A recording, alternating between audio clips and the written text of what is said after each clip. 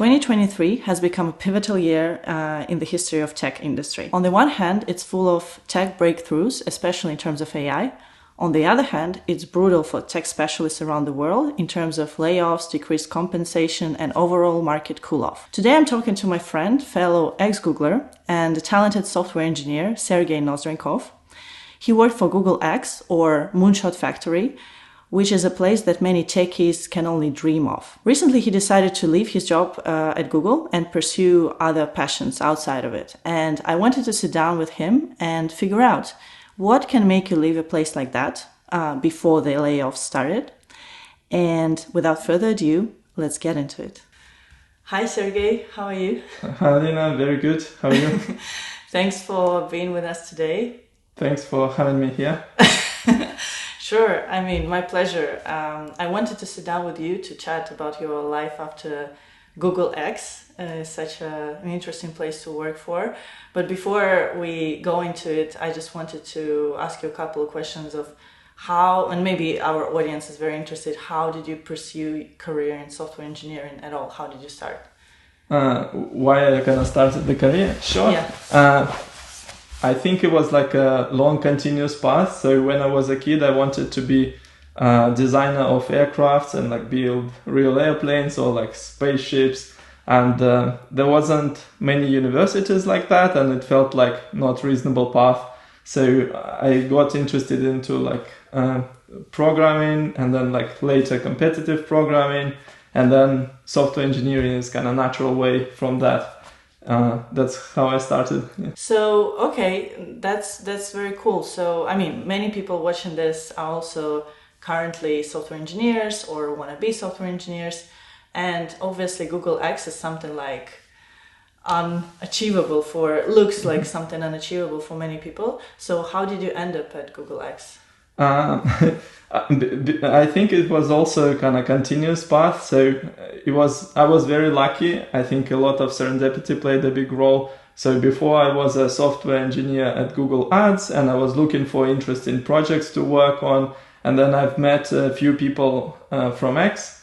I think director of quantum computing, Jack Hidry, back then. And then I went to his talk. Then I was grabbing coffee in the office, and then he was like walking, and it seems like he was looking for people who kind of to talk to. So I was sitting there and I was kind of staring at him, and he kind of approached, and basically we started chatting, and then he later introduced to more people, and then I found like a student who was AI resident at Google X. It's basically a long-term internship, who was working on the new project, just starting it out, and they needed engineers to work on it, and I kind of started working with him part-time.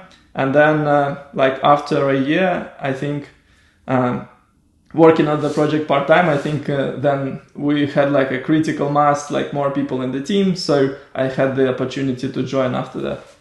Nice. Mm-hmm. So did you have any interviews or? I had, I didn't have like interviews. It was more like alignment chat, like kind of hi folks, like hi VP or something. I used to be working on like my project needs an engineer, and I was an engineer here, and do you see the kind of common future together so I can work on the project? And yeah, that's kind of how it worked. Cool. What was more difficult, to get into Google or to get into Google X?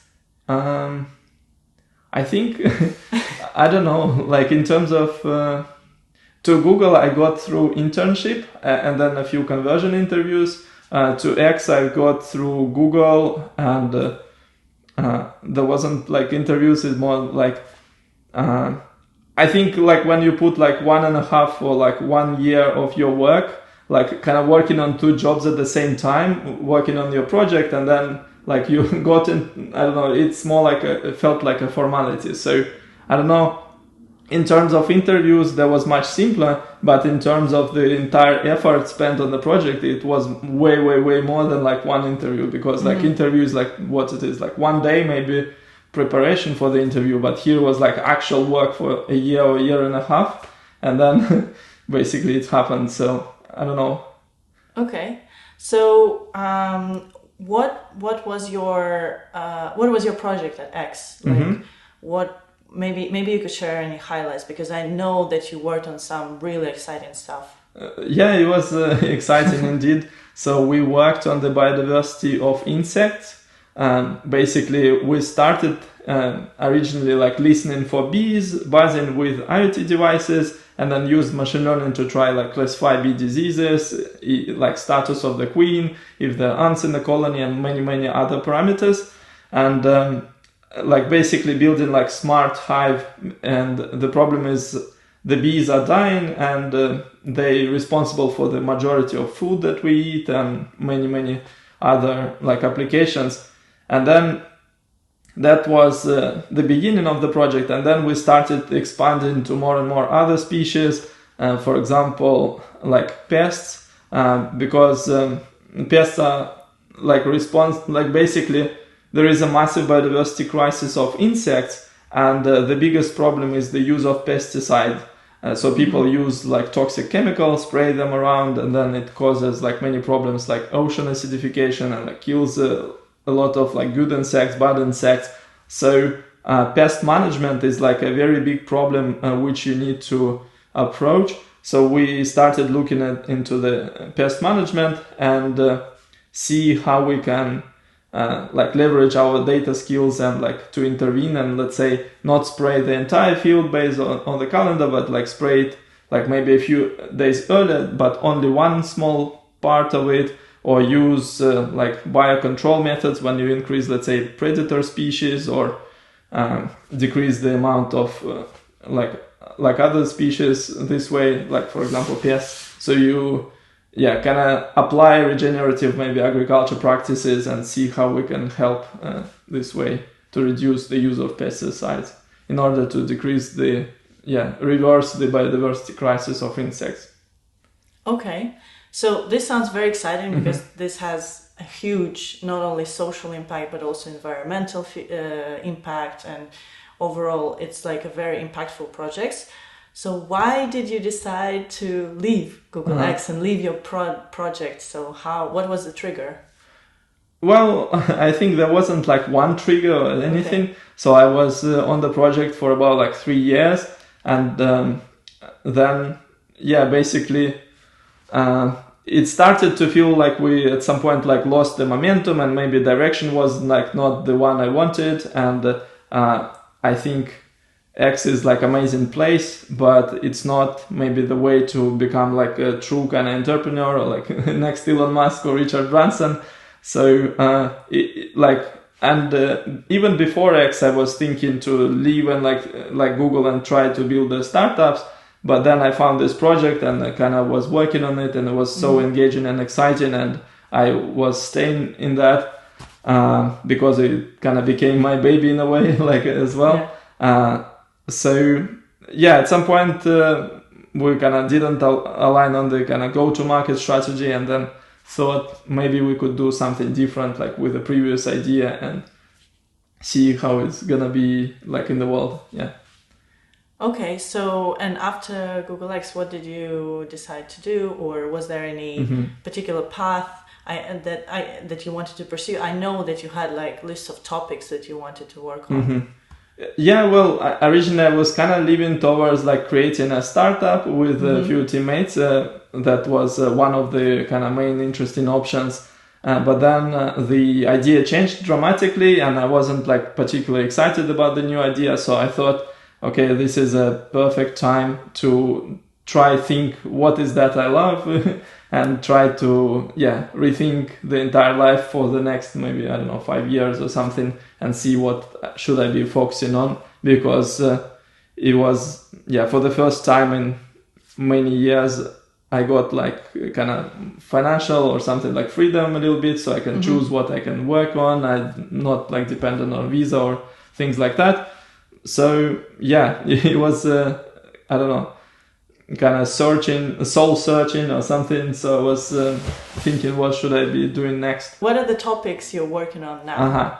Now I'm looking for same like biodiversity, but for ocean like conservation. So I was thinking that my strength would be like machine learning infrastructure or kind of AI, so I can be like maybe organizing data from like different sources and try to help protect the oceans, because I think there are lots of problems with the oceans. For example, I don't know, the entire humanity spent only like $280 million on the coral restoration, even though corals are like one of the most biodiverse ecosystems on the planet, and they take out a lot of carbon, then they produce a lot of oxygen, they protect a lot of like coastal environments, and yet entire humanity spent only like half of the 1.747 price for the decade, which is ridiculous. So I'm thinking that we need to do something about it, and I don't know what exactly. So I started just like talking to a lot of like marine biologists or people in the field, like I don't know, data storytellers in fisheries, or like professors of like microbiome, or like plankton, things like in the ocean, and see what I could be helpful with. So my assumption is like people in academia or like in conservation usually struggle with ML infrastructure, so I could be bringing them that kind of piece and trying to help. So my current idea is try to get like different geospatial biodiversity information from different sources, and then try providing like some sort of like actionable insights. So for example, predict coral bleaching events, or maybe harmful algae outbreaks, or creation of marine protected areas would be like a good use case. Recently, like it was United Nations High Seas Treaty was signed, so we supposed to be protecting 30% of the oceans. So maybe hopefully will be like larger demand on these kind of services. But I don't know, I'm thinking about like creating open source platform. I'm not sure if it's going to be like a startup or it's going to end up as a non-profit. I just want to like focus on the kind of things that I like, and then I will think later it's gonna be. Yeah. This sounds very cool. So in your opinion, or like what's your take? Are you more AI optimistic or like pessimistic about AI, about the implications? Well, in general, I feel I'm more optimistic, but I think, there is like a massive threat of AI, and I think we need to be very kind of thoughtful about like AI alignment problems and things like that. But in terms of like AI is a very like big field, so there are like many things which people call AI. So for example, some sort of like simple machine learning, like models for like forecasting certain things, people call them AI, but I wouldn't say they're as dangerous, let's say, as like creation of AGI on its own, or like large language models. They're already also kind of more dangerous in that regard. But I think I'm happy that I think we need to be more thoughtful about this and try to create safe AI for the future. But it's a big challenge. Okay. I think I have a very last question. If you could give an advice to your, I would say, younger self starting out, what would that be? I think just showing up is 80% of success. So I would encourage me be like more kind of assertive, pushy, like try to iterate quickly on different things. Don't be like afraid, try new things as much as possible. That's one thing. Another thing is like take more action. Don't be afraid, basically. Take more action. There's like one good quote: there's no adults in the room. So basically, like in the past I was thinking that there are like super smart other people who would take care of the world, like they will sort out everything. But then the more I like learn things myself, I can see that it's like actually not like that. And we can see if we look at like politicians, for example, or so like we should be more proactive and taking actions ourselves, and we shouldn't be afraid of that, and don't think that those people, even if they pretend to be like super smart or something, they actually know what they do. Sometimes they don't. And I don't know, it's scary and empowering at the same time. That's a really cool quote. Thank you very much. And thanks for joining us today. And I think we need another podcast about machine learning versus AGI with you in some time. Sounds good. Yeah, thanks so much for having me here. Okay, well, good luck with your new endeavors. Thanks so much, Elena. Bye. Bye-bye. Thanks for watching. Subscribe to this channel, leave your comments, and see you next time.